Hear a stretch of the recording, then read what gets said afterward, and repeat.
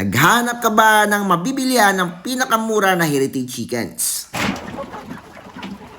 Dahil sa ngayon, andito ako sa Sox African Chicken Farm sa Barangay Kipalbig, Tampakan. Gusto mo ba ng Black Ostolorp, Rhode Island Red, Sussex, Barred Plymouth Rock? Madami dito dahil meron ditong mga bagong batch na gagawing breeders. At per kilo na lang yung manok dito. Sa ngayon kasi ay nagkakal sila. 2 years old yung mga manok. Ito ay binibenta nila for meat, 250 pesos per kilo. Yung iba naman dito, pwede pang gawing breeders, katulad itong mga Sussex. Yung kinagandaan pa dito, pure breed talaga at galing pa to sa Nabunturan Farm. Higit sa lahat, vaccinated, kompleto sa bakuna lahat ng manok dito. Kung maitatanong nyo naman, pwede bang kainin yung may bakunang manok? Yes po, pwede. Basta't after 15 days na sa pagbakuna, pwede nang kainin yung manok. Kung maitatanong mo, payat ba yung manok nila? Nasa tama at wastong pagkain po yung binibigay nila dito sa kanilang mga manok. 100% BMEG yung ginagamit nila dito. Madaming mga roosters yung pwede pang gamitin dito. Ipapakita ko naman sa inyo yung mga Rhode Island Reds. Ang gaganda pa, pwede pang gawing breeders to kahit 1 taon or kalahating taon.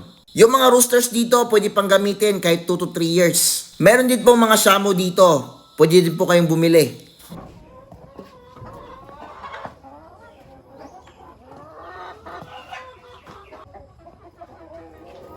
Ito naman yung mga Black Ostolorps nila. Yung kinagandaan pa dito, wala talagang sipon yung kanilang mga manok dahil may magandang pasilungan.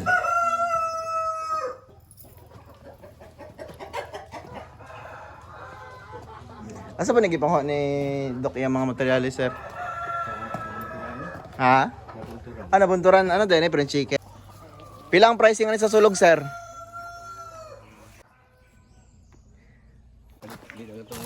Ang kanilang mga 800 grams to 1 kilo ay may mga buyer po. So wala po silang problema dito kung saan nila i-dispose.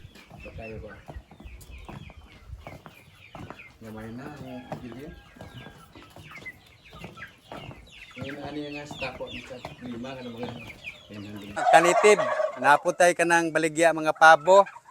Mayo ni. Merry, happy, lucky para sa kwan. Merry Christmas. O sa Happy New Year na natong kaning mga lalaki. Ang available nako karon makita man nyo dire na dito pang uban. Suri-suri mga 15 kalaki ni. Nakabuking na ko anig 8. Basig na gusto diha na 5 ani. Barato ra, tag 350 lang ang kilo.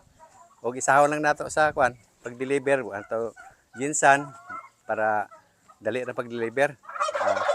Salamat Kanitib. Sabagay ko ani. Salamat. About sa mga organic na pagkain, meron din sila dito mga Madre de Agua. May mga magagandang talong, merong plantation ng black pepper or paminta. At Madre de Cacao yung ginagapangan ng black pepper. At kapag masyado na mataas ang Madre de Cacao, pinapakain nila ito sa kanilang mga kambing. Kung gusto mo mag-adobo, kompleto yung rekado dito. Kung gusto mo ng ginataan, marami ding coconuts dito. At kung gusto mo humigop ng tsokolate, maraming kakao dito.